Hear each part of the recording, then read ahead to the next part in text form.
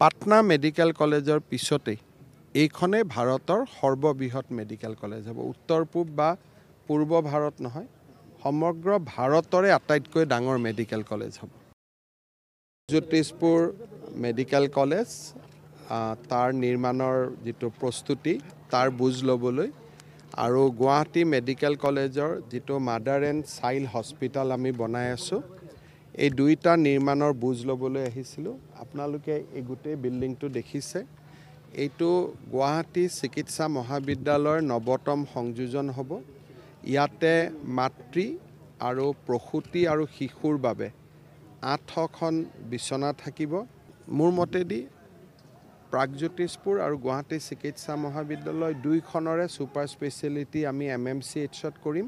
পুৰণা গোটেই মেডিকেল কলেজখনে যিমান মেডিকেল কলেজখনত কাৰণ সেইখন মেডিকেল কলেজ আপোনালোকে চাব, ইয়াত এটা পেয়িং কেবিন, ইয়াত কিবা সময়ৰ তাগিদাত আমি একোটা সংযোজন কৰি গৈ আছোঁ। গতিকে ডক্টৰসকলে ইমান সুবিধা নাপায়, চলি আছে।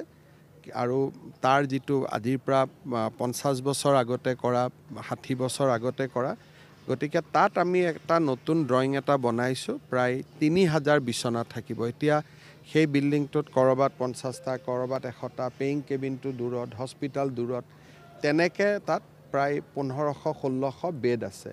কিন্তু আমাৰ যিটো নতুন ড্ৰয়িং তাত ৩০০০ বেড হ'ব। ইফালে কেঞ্চাৰ হস্পিটেলৰ সৈতে ২০০০ বেড, তাৰমানে সৰ্বমুঠ GMCত ৫০০০ বেড হ'ব।